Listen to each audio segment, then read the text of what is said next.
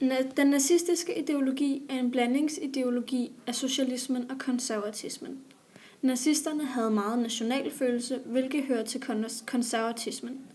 Socialismen går samtidig ind for, at staten skal have al magten, hvilket også var det, Hitler mente. Nazismen kan på nogle punkter ligne fascismen, da de begge går ind for centralmagt, og hos begge ideologier spiller nationens storhed og identitet en stor rolle. Nazisterne gik meget op i, at alle andre racer end den ariske eller germanske race var forkert, og derfor også undermennesker. Især jødedommen var udsat for dette, da Hitler havde et ubehageligt stort had til jøder. Nogle mener, at det var grundet jøderne tidligere havde troet tyskerne med en langsom udstillelse, og Hitler derefter havde regeret meget arigt. Adolf Hitler blev i 1919 medlem af partiet Det Tyske Arbejderparti, men i 1920 skiftede partiet navn til Det Nationalsocialistiske Tyske Arbejderparti, nemlig nazisterne. I juli 1921 overtog Hitler formandspositionen i partiet. Blandt andet Ernst Röhm, der var kaptajn i hæren, var medlem af partiet og sluttede sig sammen med Hitler med vigtige kontakter og 250.000 kampklare mænd i ryggen. 20. juni 1919 underskriver de socialdemokratiske repræsentanter Versailles-traktaten, der for alvor ender 1. verdenskrig. Dette betyder, at den tyske hær skal nedskæres til 100.000 soldater, at 48.000 kvadratkilometer landområder bliver afstået til Danmark og Polen, og at den tyske stat betaler krigsskadeerstatning på 226 milliarder. I 1923 var den tyske økonomi så hårdt presset af tilbagebetaling af krigsskadeerstatninger, og derfor valgte politikerne at lave flere penge, så krisen ikke ville ramme så hårdt. Det endte ud i alt for mange sedler, og derfor inflation. Markens værdi steg så meget, at priserne blev så urimelig høje, at en cigaret nemt kunne koste 4 milliarder mark. Dette betød, at folk med gæld nu kunne betale al deres gæld tilbage med for eksempel en enkelt cigaret, mens folk, der havde sparet op hele livet, mistede deres opsparinger ved at købe livsnødvendige varer. I 1924 prøvede nazisterne at udnytte Tysklands svage økonomi og dermed overtage Tyskland. Dette slog fejl, og Hitler blev den 26. februar fængslet for forræderi, men blev løsladt 10 måneder efter med hjælp fra de rette kontakter. I 1926 begynder det at gå op ad bakke for den tyske republik igen. De bliver optaget i det internationale folkeforbund, hvilket betød, at de fik større international anerkendelse. USA investerer herefter i Tyskland, hvilket hjælper dem utrolig meget økonomisk. I 1929 krakkede børsen i New York, og dette havde konsekvenser verden over. Især i Tyskland, da amerikanerne trak deres tidligere investeringer ud. Dette betød mere arbejdsløshed, og da mange utilfredse tyskere meldte sig ind i Arbejdspartiet, hjalp det også Hitler godt på vej. Noget, der også hjalp Hitler på vej med magtovertagelsen, var dolkestødsmyten, han satte i gang. Dolkestødsmyten gik ud på, at han startede et rygte om, at det var regeringen, der valgte at trække soldaterne ud af krigen, inden den sluttede. I virkeligheden var det militæret selv, der sagde, at de ikke kunne klare mere, og blev derfor kaldt hjem af regeringen. Tvivlen hos befolkningen kom Hitler til gode. I 1925 bliver Paul von Hindenburg valgt til præsident af den tyske republik. I 1932 sker der en voldsom gadekamp mellem kommunister og nazister med mange myrdede. Da Hitler lover at bringe ro i republikken, bliver han udnævnt til rigskansler i januar 1933. I 1933 vælger Hitler at gøre kommunismen ulovlig, og herefter begynder Hitler at gøre de andre partier ulovlige, og i samarbejde med SA likviderede og fangede han formændene for de andre partier. For at kunne huse alle de politiske fanger, oprettede han koncentrationslejre. I 1934 er SA og lederen Ernst Röhm den eneste trussel tilbage mod Hitler. Han sender derfor en nat sine trofaste SS-tropper ud for at eliminere truslen. I 1935 udsender nazisterne et par love, der skal forsvare og bevare den ariske races renhed. Filmen indledes med at vise klip fra Grækenland, hvor oldtidens olympiske lege blev afholdt. Grækenland betragtes af mange som den vestlige situationsvugge, og filmen viser en række klip af græske statuer af guder og atleter. Oldtidens olympiske lege blev afholdt på Olympia, der betragtes som noget guddommeligt. Indledningen viser stor magt og overlegenhed, da Tyskland sammenligner sig med Grækenland, som er olympiadens grundlægger. Der vises en direkte overgang af statuer af tidlige store græske atleter, gengivet som guder og til de tyske atleter. Dette er et symbol på overlegenhed og udødelighed. Da de tyske atleter henter den olympiske ild og løber med faklen gennem Europa, fremstår de med styrke, sammenhold og velholdenhed. De løber gennem ild og vand og giver faklen videre. Når man har set klippet af Olympiaden flere gange, lægger man mærke til, at der forekommer slow-motions klip flere gange i filmen. Dette er ikke tilfældigt. Når de tyske atleter udøver deres speciale på atletikbanen, filmes der i slow-motion, så de fremstår med mere råstyrke og elegance. Det får dem til at virke som bedre atleter i forhold til de andre landes atleter. Slow-motion bruges også på atleter, som Tyskland ønsker at fremhæve.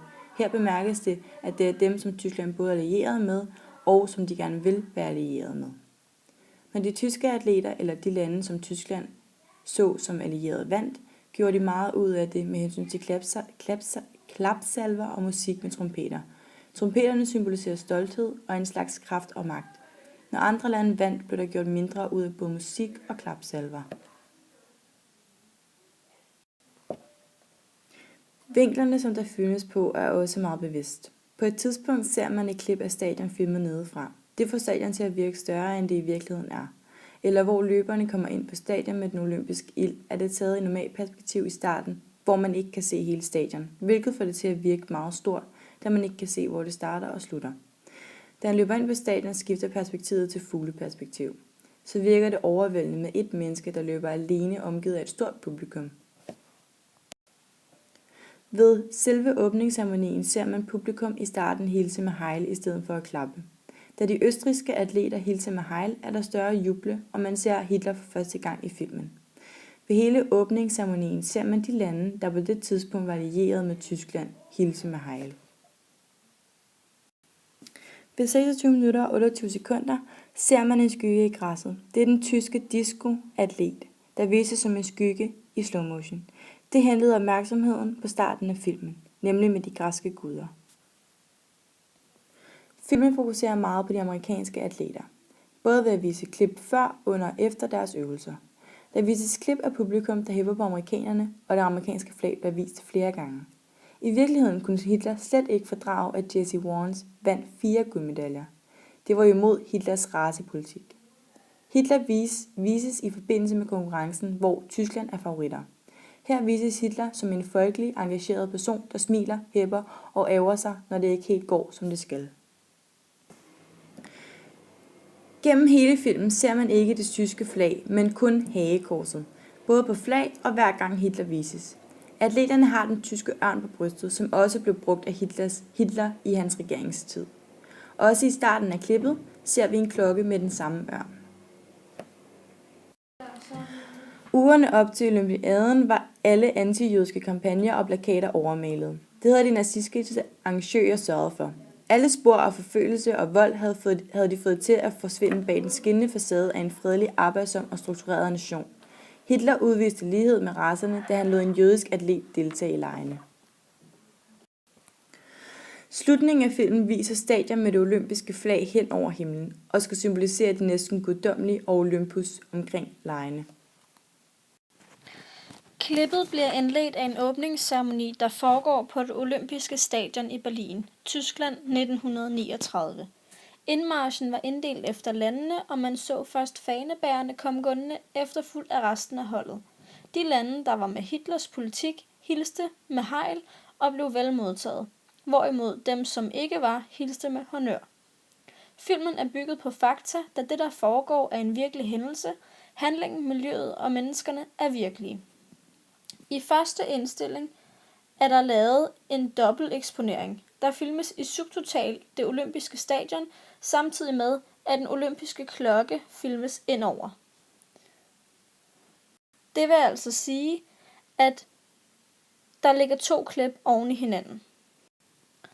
Angående billedbeskæringer bruges der ofte total og halvtotal. En gang imellem bruges der også subtotal.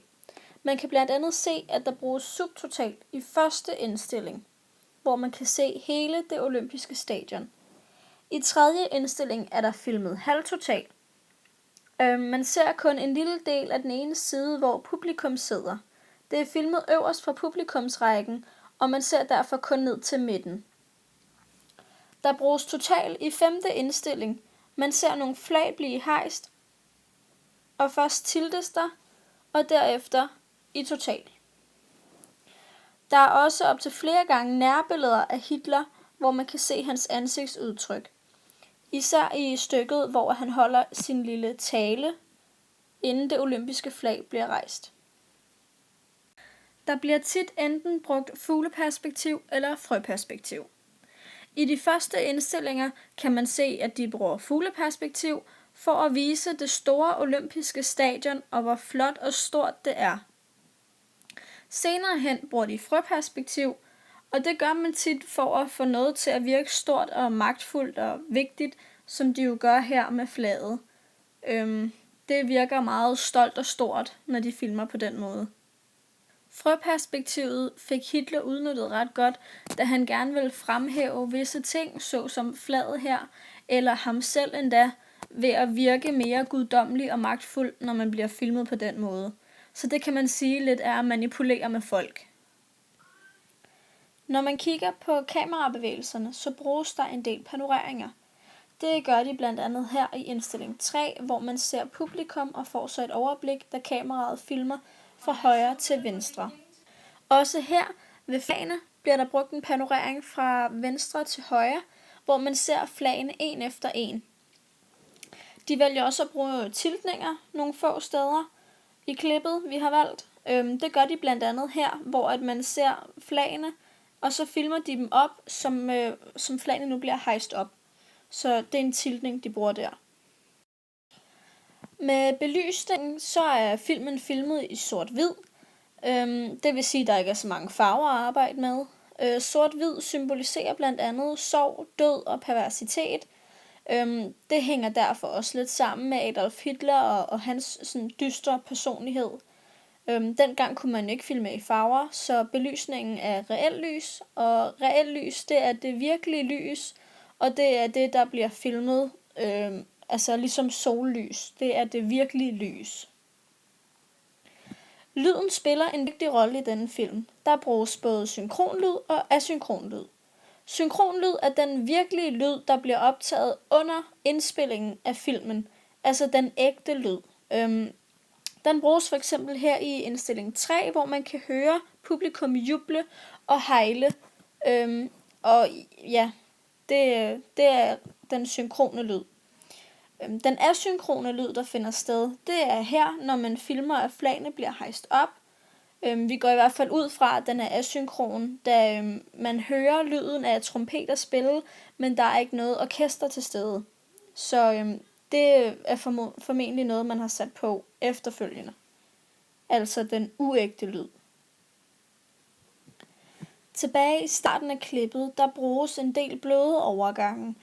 Bløde overgange har den virkning, at man ikke rigtig lægger mærke til, at der skiftes indstilling. De bløde overgange bruges især, når man skal vise selve miljøet.